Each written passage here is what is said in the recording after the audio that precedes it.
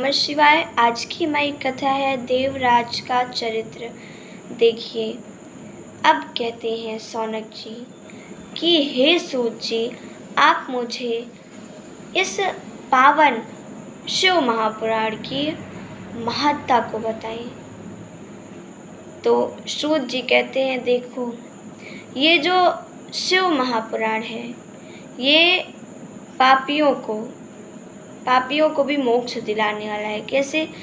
अगर कोई भी व्यक्ति इसको सुन लेता है तो उसको मोक्ष प्राप्त हो जाता है। पर सूत जी कह तो रहे हैं कि मोक्ष प्राप्त हो जाता है, पर ऐसे नहीं होता है, क्योंकि भगवान इतना आसानी से पापियों को मोक्ष नहीं दे देते। या तो उनके पूर्व जन्म का कोई फल होता है, कोई अच्छा फल होता है, तब वे देते हैं, या फिर वे ऐसी कृपा करते हैं जिससे जो पापी होता है उसका कथा में चित्त लग जाता है।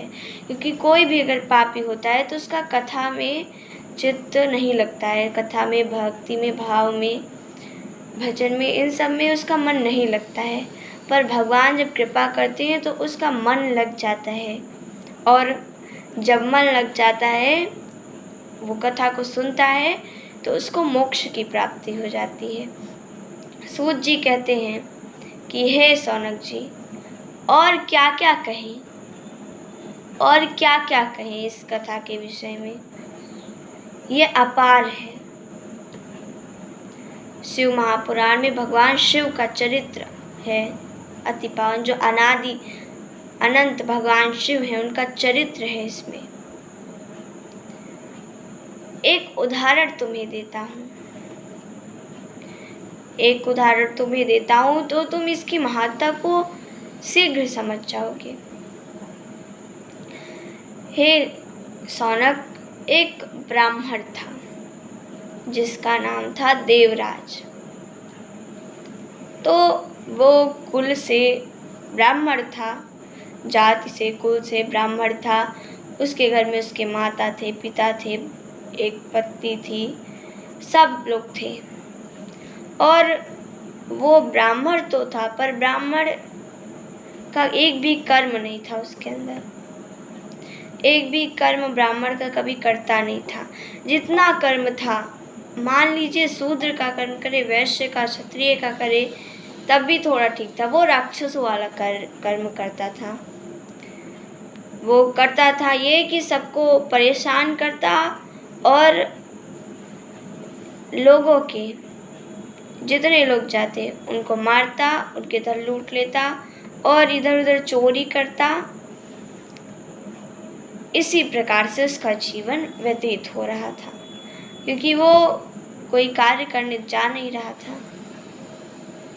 इसलिए वो लूटपाट करके ही धन कमाता था, और वो भी दूसरी जगह खर्च कर देता था। सब उससे बहुत परेशान थे, उसके परिवार वाले, पर कर भी क्या सकते हैं। एक बार वो एक सरोवर के पास गया, वहाँ उसको एक स्त्री दिखी, और वो लोभी थी। उसने देखा कि ये ब्राह्मण मुझसे विवाह करना चाहता है, तो उसने कहा ठीक है, मैं करूँगी। और वो लोभ में थी कि इसका धन ले लूँगी। तो ब्राह्मण ने खुशी खुशी विवाह कर लिया। और अब उसके माता पिता, पत्नी सब बहुत दुखी रहने लगे। उसके पिता उसको एक बार डांटे कि क्यों ऐसा कर रहा है।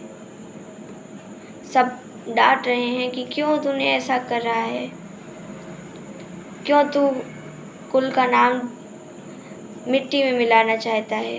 तो उसने क्रोध में आकर अपने माता पिता और अपनी पत्नी की हत्या कर दी, और सारा धन उसको दे दिया, उस स्त्री को। और इस प्रकार से वो और लूटपाट करने के लिए गया। इतना सारा पाप कर्म कर रहा था वो, और आखिरकार वो पहुंच गया एक मंदिर में। उसने सोचा कि अभी थोड़ा देर यहाँ विश्राम कर लेता हूँ, और फिर चलूँगा लूटपाट करने। वहीं पे बैठा, उसके ज्वर आ गया और ज्वर आ गया तो वहीं पड़ा रहा। अब वो उठ भी नहीं पा रहा था। पहले तो उसने सोचा कोई हिम्मत करके चला जाता हूँ, पर अब ज्वर आ गया था, वो उठ भी नहीं पा रहा था। वो कथा सुन रहा था। उस मंदिर में शिव महापुराण की कथा हो रही थी और वो उस कथा को सुन रहा था और उठ ना पाने के कारण वो काफ़ी देर तक कथा को सुनता रहा। अंत में उसकी मृत्यु हो गई। यमदूत उसे आए लेने, पर बीच में भगवान शिव के भी दूत आ पहुँचे। भगवान शिव के जो गढ़ थे वो भी आ पहुँचे। अब दोनों कह रहे हैं कि ये मुझे लेकर जाना है। यमदूत कह रहे हैं कि ये मुझे लेकर जाना है, इसकी मृत्यु हो गई है। और वे गढ़ कह रहे हैं कि मुझे लेकर जाना है भगवान शिव का, मैं दूत हूँ और ये मुझे लेकर जाना है इसको। दोनों में बहुत ही बात बढ़ गई दोनों दूतों में। तो यमराज इतना कोलाहल सुनकर बाहर आए यमपुरी के। तो उन्होंने देखा, उन्होंने किसी से नहीं पूछा, उन्होंने दिव्य दृष्टि से देखा क्या बात है। तो वो ये सारी बात समझ गए और उन्होंने उस ब्राह्मण को दे दिया भगवान शिव के गढ़ को। और इसलिए दिया क्योंकि उसने अपने मृत्यु के समय शिव महापुराण पढ़ी सुनी थी, जिस कारण वो तर गया और भगवान शिव के लोक चला गया।